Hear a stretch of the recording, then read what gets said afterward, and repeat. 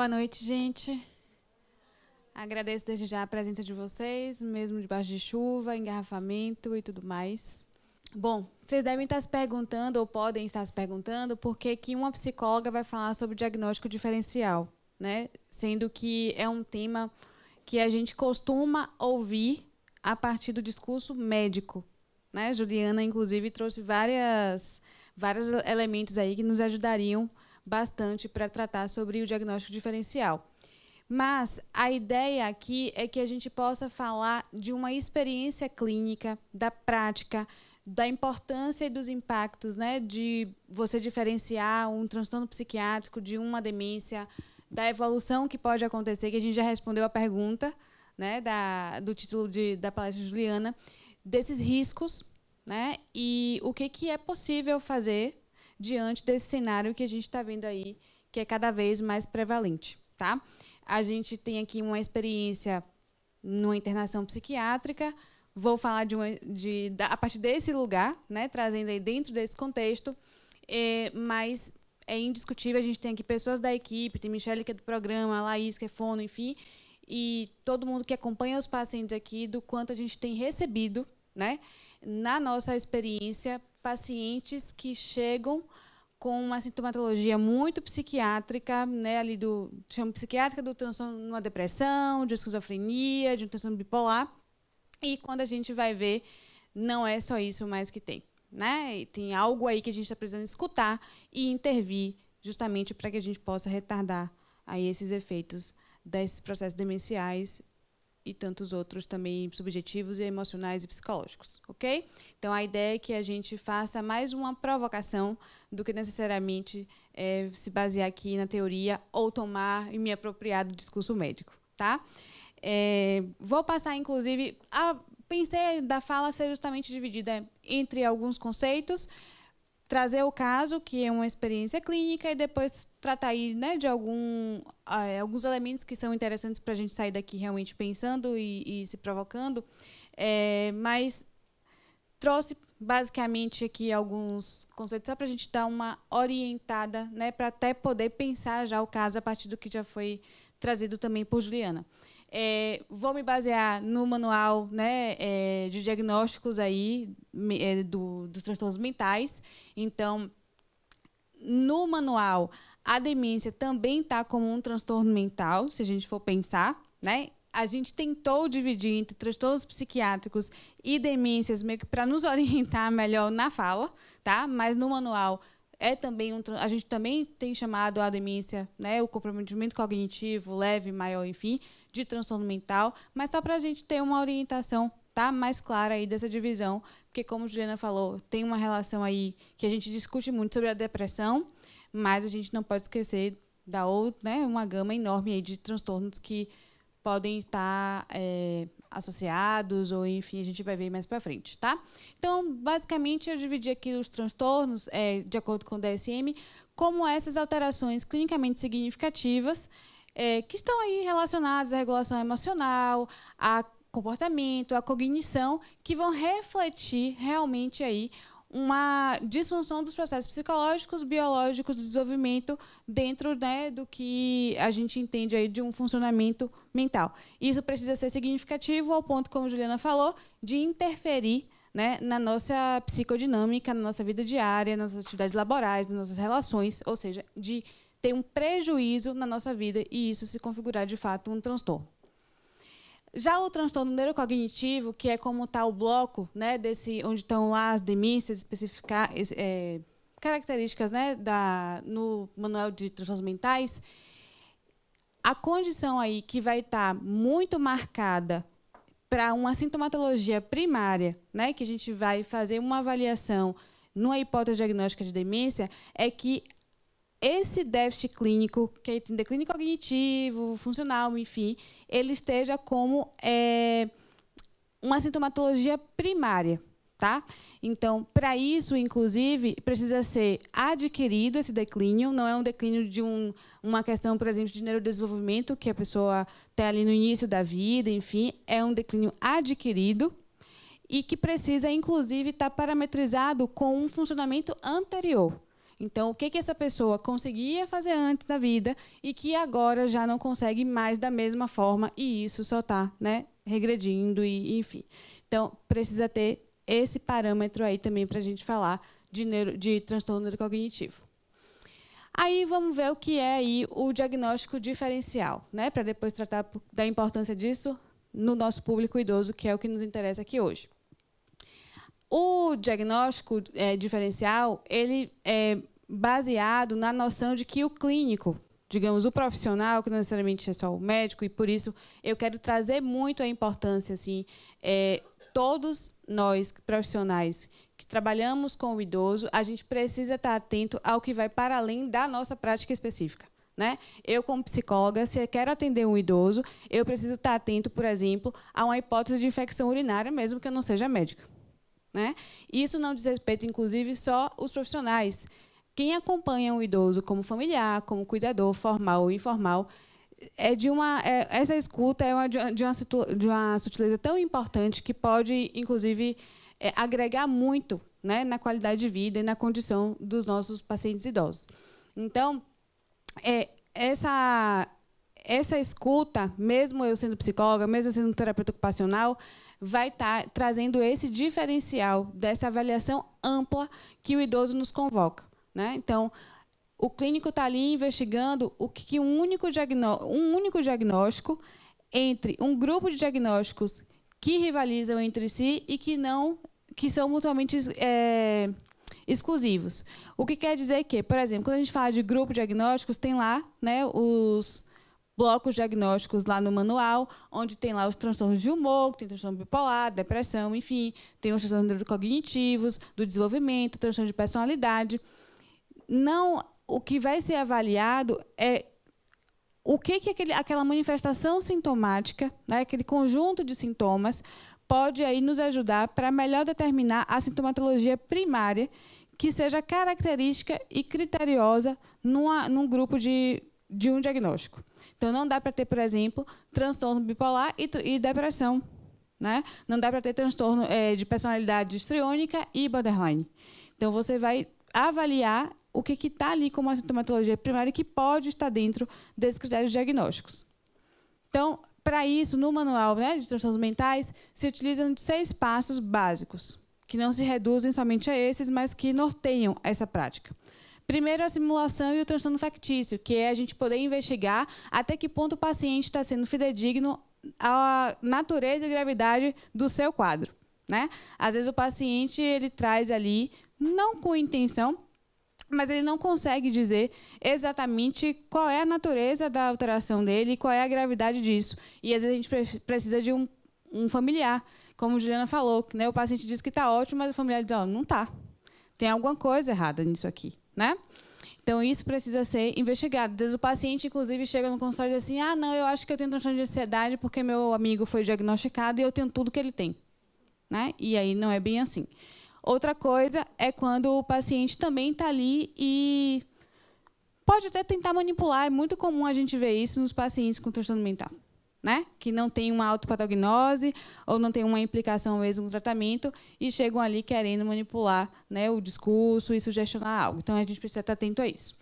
A etiologia de substâncias é uma das coisas que, inclusive, a gente recebe muito aqui. Pacientes que chegam com um quadro, né, enfim, bem de alteração de comportamento, enfim, e é necessário fazer essa pergunta, né, o que pode estar ali de uso de substâncias psicoativas ou não, de medicamentos, de interação medicamentosa, de intoxicação, enfim, investigar isso para que a gente possa descartar isso. Sendo detectado que há uma influência disso, poder ver que associação tem com o quadro que está sendo apresentado.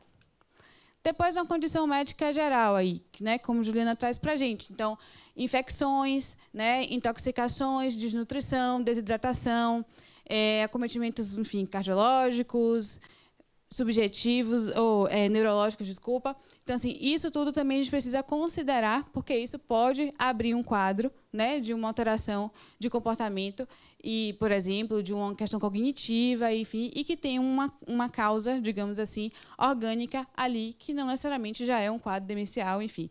Então, infecção urinária, a gente cansa de ver, o paciente está bom aqui, amanhã está totalmente confuso, desorientado, irritadiço, enfim, vamos ver se não tem infecção urinária. A gente vai ver, a família não está higienizando bem, está dormindo a noite inteira de fralda sem trocar, então ele urina e fica ali a noite inteira até o outro dia, e isso precisa estar aí no nosso olhar e na nossa escuta.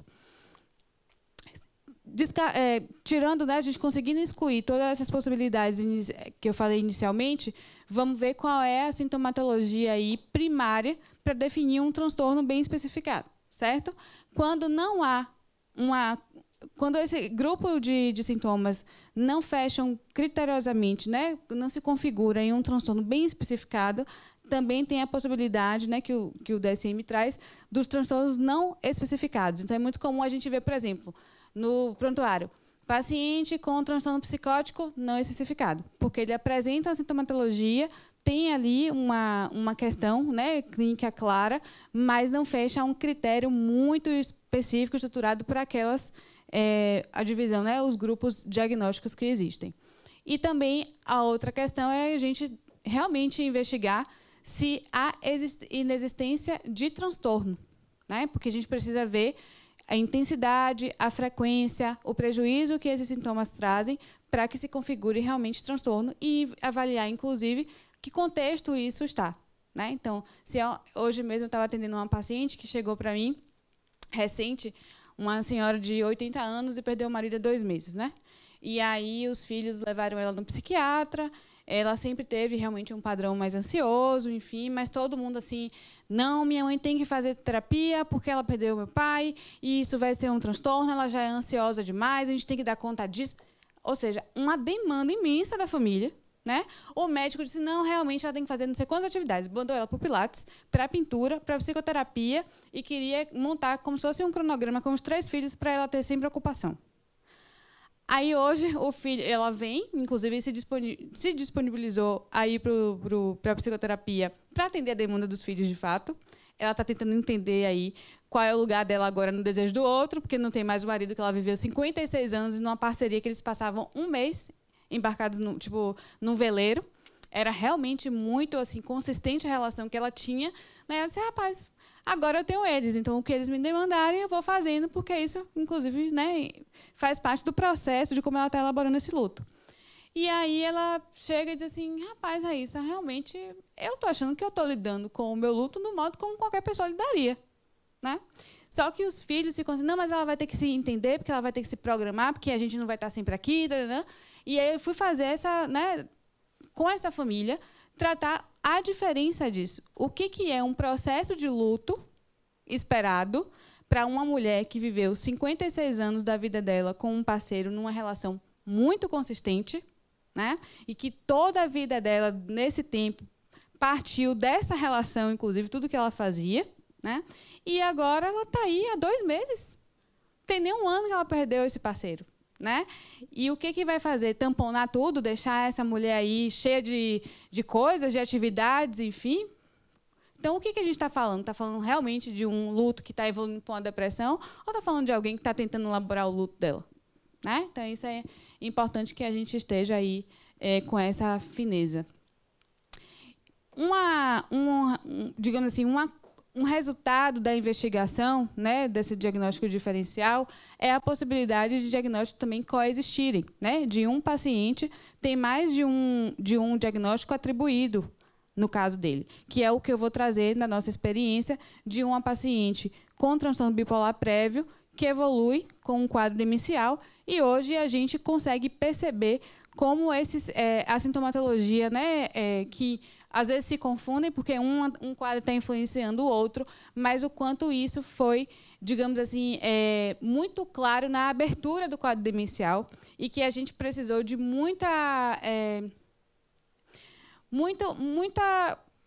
paciência, né, e de uma investigação muito delicada, muito criteriosa, para não deixar lá como se fosse simplesmente mais uma crise de mania e ela voltar, né, para casa e se estender, e a gente ter protelado aí uma intervenção necessária. Bom, alguns recursos são utilizados, né, rapidamente aqui, como uma anamnese muito detalhada. A gente precisa ouvir o paciente, ouvir a família, ouvir o cuidador formal, ouvir o cuidador informal, né? Os dados do processo de adoecimento são muito importantes, porque é onde a gente vai estar ali, mas o que mudou, né? No caso assim, de uma paciente que já tinha um transtorno, por exemplo, prévio, o que muda nessa crise, o que está diferente aí? Então, esses dados, né, do processo de adoecimento, da crise, digamos assim, atual, que vai nos ajudar. A análise funcional, né, de autonomia, independência na realização das atividades de vida diária, laboratorial, neuroimagem e, no caso aí da galera da psicologia, a avaliação neuropsicológica, que vai fazer esse mapeamento do perfil cognitivo e funcional do sujeito através das escalas, que foi o que Juliana falou, né? Não só das escalas, porque na avaliação neuropsicológica também é importante que se tenha aí essa parte qualitativa, né, da anamnese, enfim.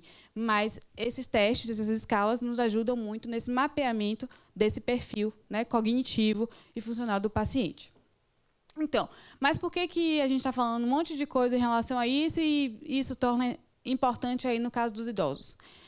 Bom, a gente sabe que o idoso, né, a terceira idade, a velhice, seja lá como as pessoas queiram chamar, é uma fase que eles estão mais sensíveis aos efeitos de qualquer tipo de alteração, seja biológica, seja psicológica, né, funcional, e que a gente precisa, inclusive, fazer a primeira pergunta, né, do que é os efeitos do processo de envelhecimento natural, porque um paciente pode ter um declínio ali natural de esquecer o nome dos netos, ou então trocar 10 vezes até lembrar o nome do último, né? Mas, então, tem esse processo de senescência, digamos assim. Você sabe que, que eles têm uma sensibilidade maior, como eu falei, né? Os efeitos de qualquer tipo de alteração ser muito mais intenso do que seria, por exemplo, num adulto ou num adolescente. E que as próprias transformações do envelhecimento, né, que ficam muito marcadas nessa fase da vida, trazem também questões aí subjetivas, são muitos lutos a elaborar, é o cabelo que está branco, é o trabalho que ele não, né, se aposentou. Então, é uma fase onde a gente precisa realmente ter uma escuta muito global, né, disso muito amplo, para que a gente consiga realmente direcionar o que é necessário e intervir de uma forma mais efetiva. Inclusive de diferenciar também do que está se tratando, né, a sintomatologia daquele paciente. E aí o que a gente observa na prática, né, na prática clínica, digamos que tenha uma gama aí de sintomas, de manifestações sintomáticas que são mais recorrentes, assim, né? O delírio, que é essa alteração, essa confusão, né, mental aguda, que é transitória, que é flutuante, que ele às vezes dura um dia, dura horas, enfim, que o paciente se encontra, que é muito diferente do delírio psicótico, né, que o delírio psicótico é um delírio muito consistente, é um conteúdo de certeza. Então, o paciente ele é a ACM Neto, que vai salvar a vida de Salvador, ele é Jesus Cristo, foi enviado para poder, né, operar aí e iluminar todo mundo. É diferente de uma confusão mental ali, uma desorientação, né, algo que ele acha de um lugar que ele está e ele não está, e que isso é transitório. Mas é muito comum a gente ver, Juliana me corrija se estiver errada, acho que o delírio é uma coisa que mais confunde aí nos quadros, né, com idosos, principalmente com a família. Internações mesmo, clínicas, é uma enxurrada aí de delírio que as pessoas se confrontam, né? Rebaixamento do humor, então é muito comum a gente ver pacientes, né, que estão ali no processo, digamos assim, de um quadro demencial, terem aí uma alteração de humor e deprimirem, né? Isso a gente fica muito marcado. Sintomas psicóticos mesmo, alucinação visual, principalmente, né? Muita paranoia, o próprio delírio, muitas vezes, alterações de atenção e memória e das funções executivas, né? Isso é muito marcado. alterações de comportamento, então, pacientes que têm tanto, a gente pode ver, tanto em quadros psiquiátricos como bipolar, depressão, enfim, no idoso, alterações de comportamento, assim como a gente vê no quadro demencial. Então, o paciente fica irritadiço, fica agressivo, né, fica inquieto demais. Tem períodos, inclusive, do dia que isso pode estar mais susceptível. Qualquer questão externa vai influenciar muito nessa questão de como ele elabora o comportamento, enfim. Uso de substâncias, como eu falei, tanto de medicações, psicoativas, enfim. E essas alterações do sono também é muito comum, que a gente observa tanto nos quadros, né, de transtorno psiquiátrico, quanto nos quadros demenciais. Então, é como se fossem os principais sintomas que a gente observa na prática clínica, que, às vezes, estão ali, tanto nos transtornos quanto nas demências, nos quadros, né, que se iniciam, digamos assim, ou já realmente diagnosticados como demência, e que, às vezes, confunde bastante não só os profissionais, mas principalmente a família. E aí, a questão que eu queria trazer realmente hoje é um caso, né, que a gente acompanha. Eu botei ele em 2022 porque eu queria retratar bem da forma como o paciente chegou, tá? Mas é um paciente que segue com a gente aí faz um ano agora, inclusive, e que chega com 66 anos, mãe, esposa, né, do lar, ensino médio completo, sem atividade laboral ativa, com um diagnóstico de transtorno bipolar de longa data, então de cerca de 30 anos, já teve internações psiquiátricas, né, tanto aqui quanto em outros estados, com quadros de mania muito bem marcados. A família já chegou dizendo assim, a gente já sabe o que é isso, né? Vira e mexe, ela descompensa. É isso aí mesmo, é mais uma crise. E aí ela chega realmente insone, inquieta, logorreica, né? Então falando muito, muito irritadiça, e estava se expondo socialmente, né? Com os vizinhos, se colocando mesmo a própria alteração de comportamento, né? A agressividade, enfim, se colocando aí em risco, recusando cuidados e medicações e, inclusive, tomando medicações erradas, tanto psiquiátricas quanto clínicas. Estava tudo desorganizado, né? O autocuidado super negligenciado, sendo que era uma paciente que a família trazia que é extremamente vaidosa e cuidadosa com a imagem, da forma como ela, né, se localiza no social ali. Inclusive, nos episódios de mania, isso ficava muito mais marcado ainda, né? E ela chega com a fisionomia muito, né, assim, descuidada mesmo, com a roupa pelo avesso, os cabelos muito brancos, enfim, extremamente descuidada. E um discurso com nuances, né, bem suicidas de não necessariamente dizer, de fazer um planejamento, de ter ali, mas de dizer assim, esse aqui é muito alto, né, esse lugar, se pular, acho que morre. Né? Então, assim, trazia isso que a família ficava muito preocupada. Uma desorientação no tempo e no espaço, né? Déficit de memória recente, repetição, esse empobrecimento que toda hora falava a mesma coisa, contava a mesma história, confabulava quando não conseguia responder o que lhe estava sendo perguntado, então criava ali para conseguir se defender disso, e muito paranoica, assim, tanto com a figura do marido, quanto mesmo aqui na internação, que as pessoas não podiam entrar no quarto dela, né, que alguém ia colocar alguma coisa na comida, então ela não podia comer porque tinha coisa na comida, enfim. Então, essa paciente chega assim na internação, né, a família muito ali fixada na ideia de que era mais um quadro de mania, e que o quadro de mania estaria pior porque ela já tem muitos anos de doença, então a doença só se agrava, cada crise era muito pior. Mas, na verdade, a primeira pergunta que a gente fez é se tinha algo diferente nisso que eles estavam trazendo, né? Eu coloquei ali do marido diagnosticado porque isso era o que partia no discurso dela, né, de maior, digamos assim, traço de sofrimento mesmo, assim. Era uma coisa que ela repetia muito sobre a condição desse marido, que realmente teve um diagnóstico, né, e já estava ali com um certo comprometimento, apesar de ainda ser em alguma medida funcional, mas isso no contexto para ela era o que ela mais trazia na fala dela, né, como se algo ali tivesse realmente se desorganizado muito a partir disso. Então, a primeira pergunta é: o que está diferente das outras crises? né? Porque a família simplesmente trazia e dizia assim, a gente só quer que ela estabilize o humor porque ela está demais, ninguém está aguentando e a gente precisa deixar ela aqui um tempo para vocês fazerem isso.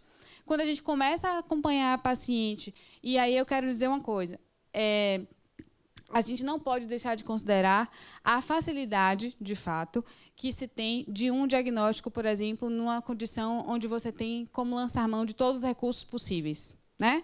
Uma coisa é eu poder avaliar um paciente numa internação psiquiátrica, onde tem assistência 24 horas, a gente vê o comportamento do paciente durante integral, né, onde ele é assistido por mais de um profissional, de diversos tipos de olhares, que ele está sobre ajuste de medicação, né, que ele se alimenta bem, que ele dorme ali de forma controlada. Então, assim, isso ajuda muito esse diagnóstico. É diferente de um diagnóstico, por exemplo, imagino, no ambulatório, né, que você às vezes está ali, ouve uma coisa, mas você vai esperar um mês para o paciente chegar e, quando chega, já aparece outro relato, outra sintomatologia.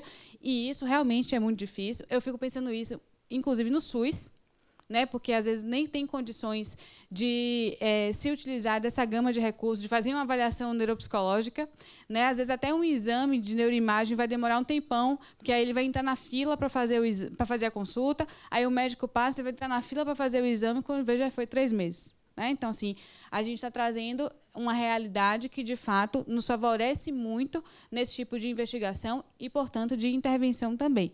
Mas não devemos ficar, né, na nossa caixinha fechados. Então, quando a gente começa a acompanhar realmente essa paciente que chega num quadro muito parecido, inclusive, com um quadro de mania que ela sempre teve, mas que a vivência dela e realmente assim questionando muito a família do que estava ali, né, diferente disso, a gente consegue notar aí que algo já estava, já não se detinha mais com as intervenções feitas durante a vida inteira que ela fez para o transtorno bipolar.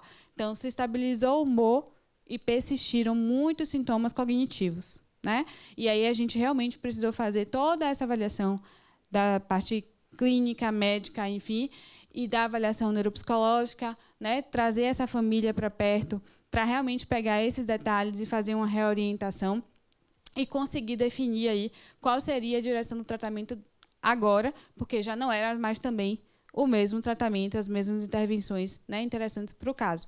Então, ela foi uma paciente que evoluiu, de fato, para um transtorno, né, neurocognitivo, que se coexiste aí com o transtorno de humor. Isso tem uma influência, porque realmente, assim, ainda que os sintomas sejam muito semelhantes, em alguns momentos se confundam, mas quem acompanha ali, né, no dia a dia, na escuta clínica, a gente vê quanto os sintomas do transtorno de humor interferem e influenciam na neurocognição e vice-versa, né? E o quanto a gente precisa realmente repensar as estratégias, porque mesmo que o tratamento seja médico, né, medicamentoso, às vezes fazer uma psicoterapia, atividade física, enfim, o quadro demencial nos demanda outros tipos de estratégias também, né? E, inclusive, é muito minucioso, do dia a dia. Você faz uma intervenção hoje, amanhã já não é mais a mesma intervenção. Você precisa estar evoluindo junto com o ritmo do paciente, da manifestação sintomática do paciente, das condições que ele lhe oferece, né, para você estar intervindo. Então, era uma paciente que possivelmente se retardaria, talvez, um diagnóstico aí de demência, até porque a família não estava nem passando pela cabeça, mesmo com o diagnóstico do pai, né, no caso do marido. Uma família que tem muito recurso, mas tem um gerenciamento muito centralizado, um filho para dar conta de tudo, dos 2 pais com quadros, né, de transtorno mental, de empresas, fazendas, enfim, e ele sozinho.